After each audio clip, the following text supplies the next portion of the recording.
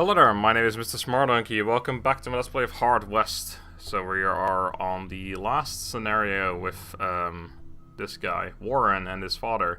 When I just loaded back into the game though, I all of a sudden got 4 new cards. I don't know what happened, but it just literally said, blah blah blah, you've received these 4 cards essentially.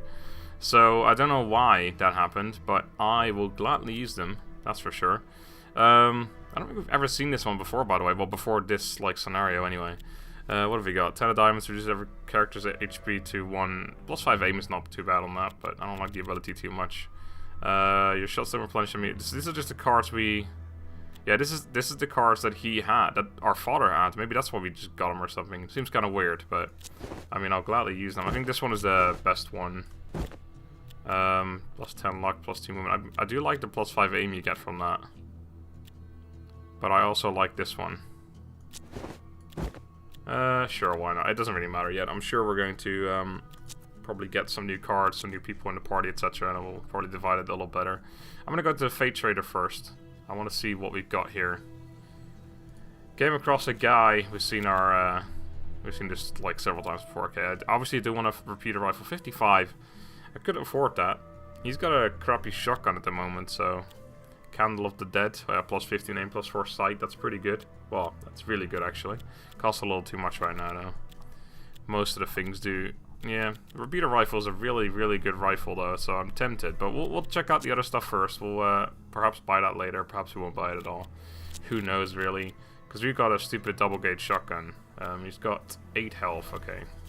Right, let's go to the army. Oh, I should have just actually seen which one I wanted to go for, but whatever. Approaching the army camp. The camp was nearly deserted. Only a couple sentries remained. Burns was nowhere to be seen. As an outlaw, approaching openly would guarantee a hostile response. You could take the men out one by one, but it would likely yield less information about where Burns was. Kill them all and search for the clues, or snuck into the camp to eavesdrop on the men's conversations. This is probably more, like, dangerous, I guess, but we'll do it. Sneaking past the guards was simple. You saw a sergeant talking with one of his subordinates and managed to eavesdrop on their conversation. It seemed Burns was leading an attack on a nearby Indian village. Though vulnerable, you continued listening, hoping to gain more insights. You stole some provisions and snuck back out of their camp. No, be a little risky for once. I got something. Apparently, Commander Burns is a decorated war hero with a reputation for risky methods. His most notorious achievement has been to infect himself with smallpox, then intentionally be captured by the natives, infecting them in turn. The resulting plague decimated their population, allowing the army to wipe out their survivors without sustaining a single casualty.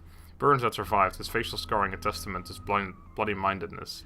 You thought about ways to use this information to your advantage. Interesting. Oh, I was about to... Okay, about to get out of the camp, it said. You walked straight into a sentryman. You immersed in a resulting gunfight, wounded but victorious. You limped away from the camp, taking some supplies with you. Yeah, I was expecting to get wounded. A gushing wound. But I got some stuff. Ooh, a musket. Alright, gushing wound. -3 max HP. That's a pretty big debuff, but we'll see. Alright. Dried meat increases maximum HP. Well, that's what that makes up for it, isn't it? We got a musket.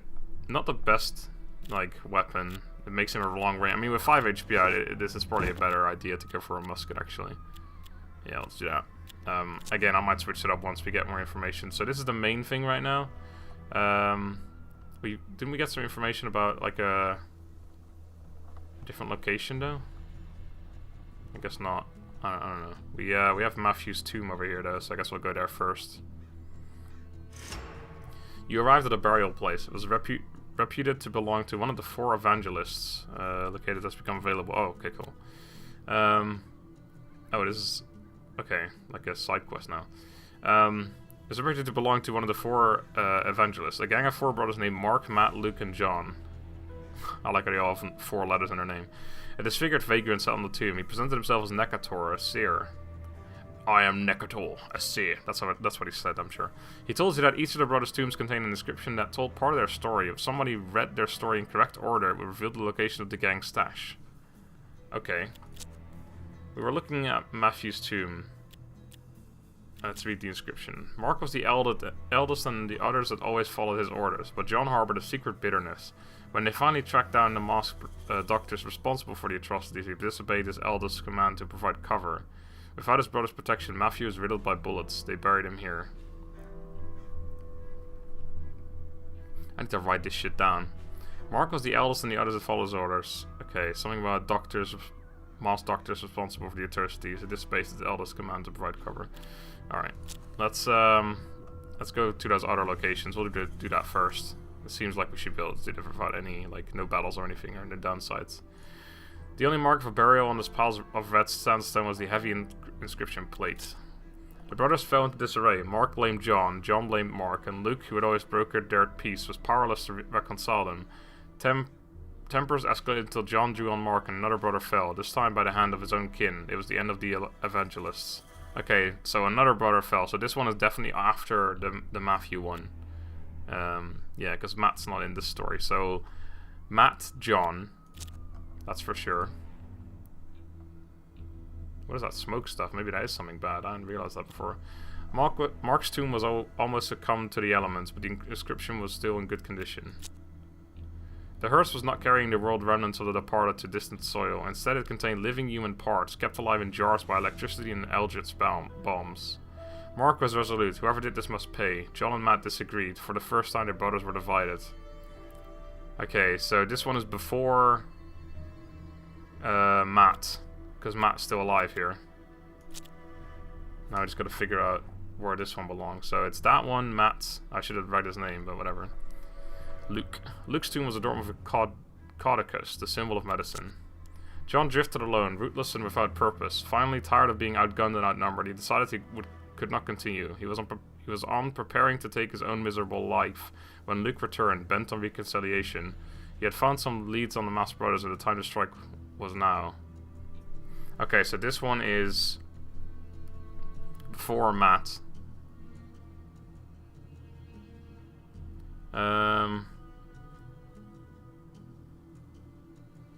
Okay. So this one's before Matt as well. I just need to figure out which one of these ones is the first one, I guess. Actually, not necessarily.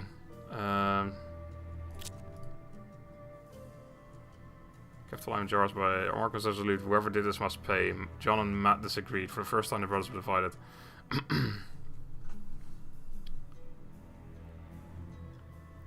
So this is probably about those guys. I think this one is first. And then you wrote the inscription. Drift alone, rootless and without purpose, finally tired of being outgunned and outnumbered. He decided to continue. So John and Luke are the only ones alive. Found some leads on the masked doctors and time to strike us now. Okay, I think this one is last. Like, as a... Like, they want to get revenge on those masked doctors for killing this guy, John. No, the other one, Matt. Mark blamed John, John blamed Mark, and Luke, who had always broken their peace, was powerless to reconcile, and tempers escalated until John drew on Mark and their brother fell. This time by the end of his own kin. So I think this one comes after this one. We know that much. Mark was the eldest and the others had always followed his orders, but John harbored a secret bitterness. When they finally tracked down the masked doctors responsible for the atrocities, he disobeyed his eldest command to provide cover. Without his brother's protection, Matthew was riddled with bullets. They buried him here. Buried. Okay. Oh, I'm just like... I keep forgetting which is which, essentially. So this one's after Matthew. So Matthew, John...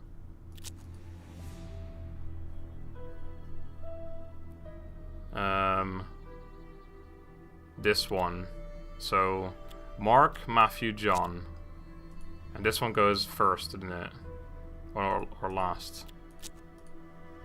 No, this one goes last. Right?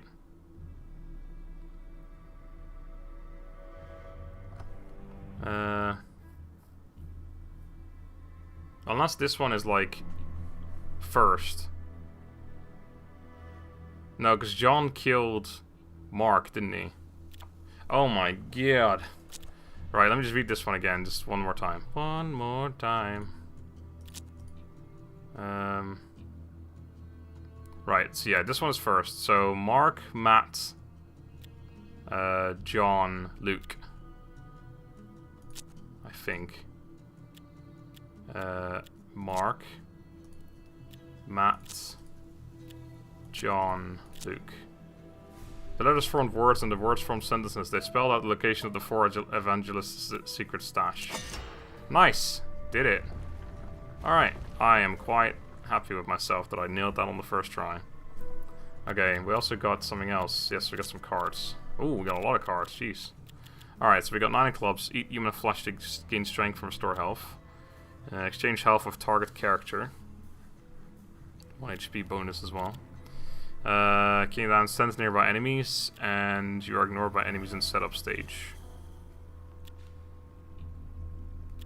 I don't really care about any of these cards right now, to be honest. We'll just hold off till we actually get some more characters. Alright, so let's go to the stash. Cover the Evangelist's gang stash. A blind, unmarked grave matched the directions decrypted from the Evangelist tomb's inscriptions. Your long digging effort was rewarded with findings of substantial material value. 1-armed bandit unlocked the Fate Trader, nice. And we got 1-armed bandit, obviously. Who needs accuracy with a round this big? The ultimate last-ditch option. The 8 damage. Okay, so it's just an 8 damage one-shot thing. Pistol. Bulletproof vest. +2 max HP, that's pretty good. Medical bag and a stun bomb. Alright, we're gonna put this on right away so we get our health back up a little bit.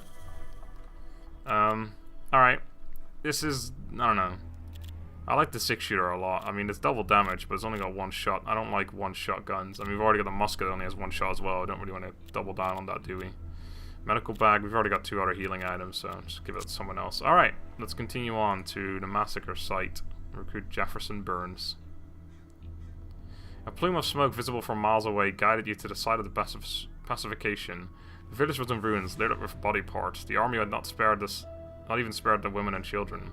The place was deserted, save for a single figure sitting on a rock, his head in hands. You approached him. It was Jefferson Burns. What a coincidence! Your mangled visage seemed to convince Burns that you were the devil incarnate. He said he was ready for his punishment. You asked why he would start having second thoughts now after a long untroubled career of Indian killing. You explained who you were and told him you needed help with a mission. Posing as an army officer, you ordered him to join you on another mission. You told him his punishment would be to do your bidding. Now let's ask him. Burns gave a grim chuckle. He had always respected the natives. The story of him affecting himself to wipe out the village was a tall tale his superiors had concocted to inspire the grunts. Burns had always respected the natives, but he also believed in the power of American authority. Yeah, fuck yeah, America. Until now.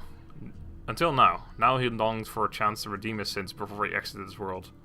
You told him he could redeem himself by freeing the souls trapped in purgatory. He sat silent for several minutes, considering your words. Just as your patience was waning, he grabbed his bundle and his gun, saying a worthy goal like yourselves deserved a willing servant. He would follow you. As you turned to leave, Burns spoke again. Can you shut up? You're with me now. Your next candidates were Randy Harden, a notorious gunfighter, and Henry Persons, a former Pinkerton agent. Okay, tons of stuff just happened. The local crime lord would know where to find them. Alright. This is pretty cool. Like, it's like a tactical support, world map, military authority. No idea what any of this means, but it looks pretty cool. Burns said he allowed a group of natives to escape, though his men had tried to hunt them down. He was positive some of them survived and would be coming for their revenge. Burns said that if they were looking for them, they'd be at their sacred grounds. You said you would think about it. I'll think about it. Alright, so this is apparently a battle. Finally kill any survivors of the Indian sacred grounds. I kind of want to do that, but, well, let's see what he's got first of all. You have a navy gun. Let's get rid of all these things. Oh man, he's got a freaking... Okay, I think I'm going to spend some money. Because we can probably sell some stuff as well, for trade. He's got a musket and a navy gun. Navy gun's pretty decent. Yeah, navy gun's actually pretty good. Although the 6-shooter has +5 aim, doesn't it? No, it doesn't. Never mind. So actually, the navy gun is probably better. You miss 1 ammo for 1 extra damage on every shot. I like that. I like those odds. You have 7 HP. Well, here's a stun gun anyway. Or stun bomb even. A stun gun. Yeah! Electricity. Right, so we got some cards. He's got 3 available to shove in there. We got the Jack of Spades. Bolster your parameters when surrounded by enemies.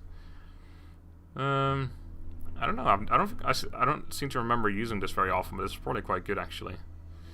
Anyway, he's not going to be a sniper, or he's not going to be a shotgun or anything. He's probably going to be long range. He's only got 45 aim. I've got 60. I don't know. Let's assume that I'm going to be a sniper, even though I've got a decent bit of health. Oh god. All these carts. We've already got that. No, we don't. Yeah, we do. Why is it not, like, set on him? There you go. That icon wasn't appearing there. Okay. I'll just give him some cards for now. So he has, like, an extra bonus or something. I don't know. Because there's not really anything that's... Like, there's no proper good combos yet or anything. So I'm not too bothered at the moment. There's some really good cards for shotgunners and stuff. For people that are going to go into close range. Okay, so I guess that's... Actually, no, we're going to go to the Fate Trader. I'm definitely going to buy that rifle. Repeater rifle. Do I want anything else? I kind of want this thing as well, but what can we sell back? We can definitely sell back the... I can sell back a musket, I suppose. I'd like to buy the Candle of Dead as well. No. No. Nah. It's exactly the same gun except for this one doesn't have, or this one doesn't have heat and this one does. Interesting. I don't think we want anything else really. Shotgun revolver. I seem to remember that's not amazing because you got like the this one has like extra aim, yeah. Anyway, I don't want that one. Even though it's actually not that terrible. I kind of want the Candle of Dead as well. We don't really have that much money, but fuck it. Let's sell the one-armed bandit too. Actually, we're not gonna... Oh, it's exactly 135, or 130, so I can just add an extra 5 in there, and then we're even. Good deal. Alright, so I'm going to take... Not that. This. I'm gonna give the Candle of Dead to this guy for now, because I don't really want... Oh, he doesn't have a rifle. Right, do I still only have a musket for you then? Yeah, I guess you're still using a musket. Well, he wasn't using a musket just now, was he? Oh yeah, it was, wasn't he? I don't know. Doesn't really matter. Yeah, so now I've got... Because I could give myself the aim as well, but I feel like I need that health right now. So we'll give him the aim. He's got 150 luck as well. Okay, so let's actually see if there's any particularly good cards. No, I think the ones that he's got right now are probably... This one gives extra aim. This one gives an extra HP, which isn't that useful, but... This one gives an extra HP as well, yeah. The other ones are just all for, like, melee. This one not necessarily, but... this one isn't for nearby stuff. This one is for, like, shotgunners, I guess, but I don't really care about this one, to be honest. And it's got the plus movement, which is decent. And then this one is also for melee, essentially, so, yeah. Anyway... I don't know, it looks like it's got the icon of a fight, so I guess I will go here. It's got a feeling that... Oh no, this guy's not going to give us a mission, so I guess we'll just go here. Or not going to give us a new character, I mean. If this is an actual fight, then I'll probably leave until next time.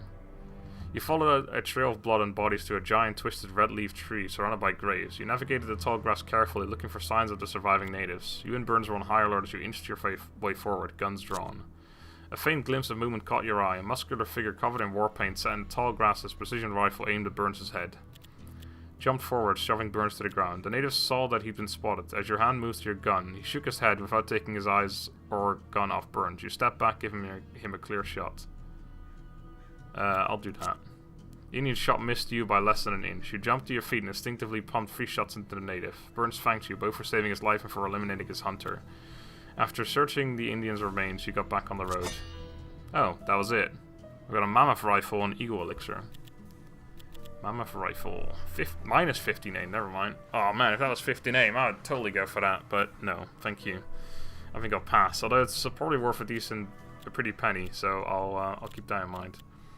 Grants superior aim for a short time. I'm gonna give that to myself. Because that works really well with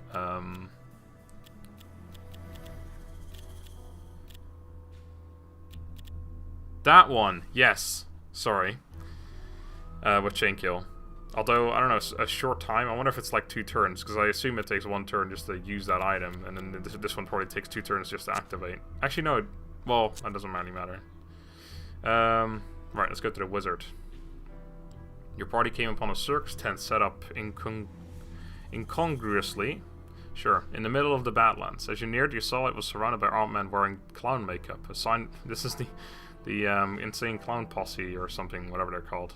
Early on. A sign read, "The dazzling house of peculiar and strange." Your previous travels told you this was the Algredo Mystics gang. The leader, Wizard Algredo, had a reputation for making things and people disappear without a trace. The house offered all sorts of cheap entertainment. Sure, I'll watch the show. Might just get something from this. Fulgrim the Techno Mage is a gentleman in a top hat presenting his perpetual motion device. In it, a ball traveled endlessly through a looping maze of funnels, drains, wheels, and cogs, apparently propelled by the power generated. The Techno Mage offered to sell it to anyone willing to pay for his astronomical feel. You didn't feel compelled to jump at his generous offer. I'm gonna watch another show. It's good stuff right here. Ixnay, Josh, and Jamie Harris were a knife-throwing act. The woman bore numerous scars, and Ixnay Josh was missing a couple of fingers. Still, his aim was unerring, despite his obvious affinity for strong liquor. Watch another one. I feel like if we do enough of these, we might get a reward. Probably not, though. You watched up a quartet of trapeze artists known as the Busquito Brothers high up near the ceiling of the tent. Victor, Paulo, Alex, and Raphael performed amazing feats of human agility. You knew a fall from that height would kill anyone, but the show ended safely with a shocking salto mortale that garnered a standing ovation from the crowd. Alright, I'll watch 2 more, and then see, if I don't get anything by then, I'll just leave it. The show advertised Grunks, a wild beast of uncanny strength, but while Grunks was very hairy, he was definitely human. His act consisted of lifting increasingly heavy objects. After every feat, the audience demanded more, and Grunks obliged. Until, on lifting the heaviest object on stage, a loud crack resounded across the tent, and mighty Grunks fell to the ground and was carried away by other strong men. Good stuff.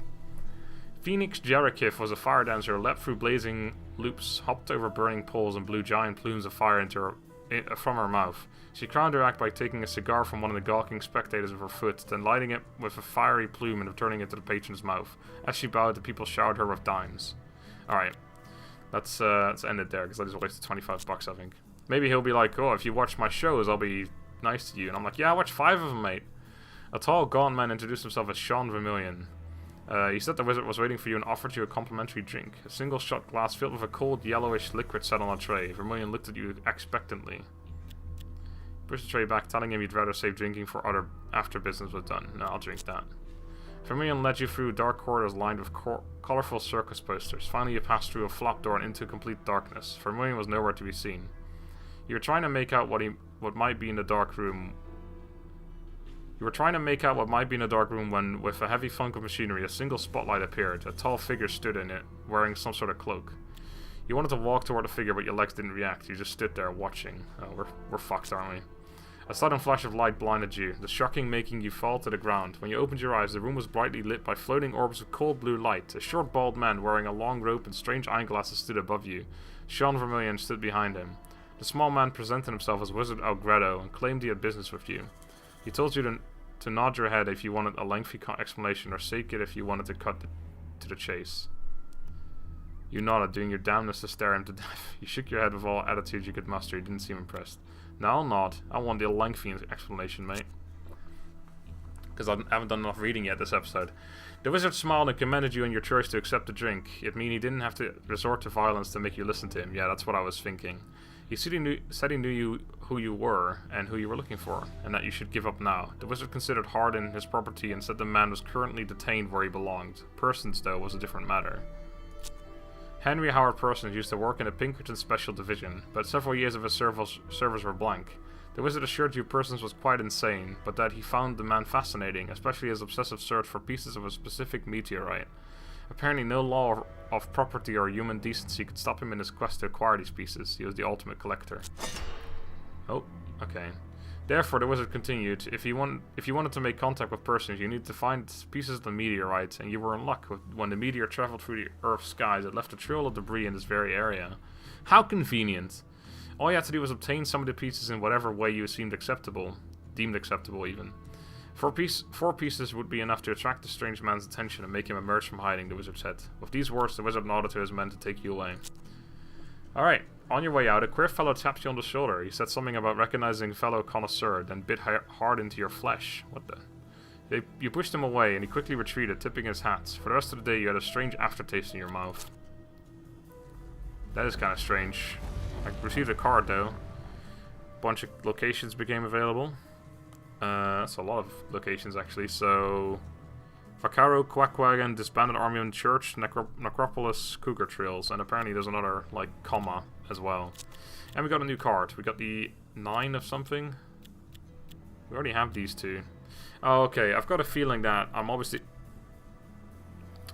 not supposed to have those cards yet that I unlocked earlier because it just doesn't really make sense. Because I didn't have them when I like quit the game, and then when I logged back into when I started the game again, I had them. So I guess I'm not supposed to have them yet. It's probably just a bug, but I mean we have them now, so I'm going to use them. Anyway, I think that's long enough for this episode. So next time we're going to travel to a lot of locations because there's a lot of shit to go to. We have a decent bit of money though, don't we? So, 90 bucks. Got a mammoth rifle to sell as well. Another gun if we want to sell that too. So, I think it's alright. We're looking decent. Then again, we haven't really had any fights yet. We're still wounded, which is kind of annoying, but maybe we'll heal at the church or something. Anyway, until next time, thank you for watching. Have a good day and goodbye.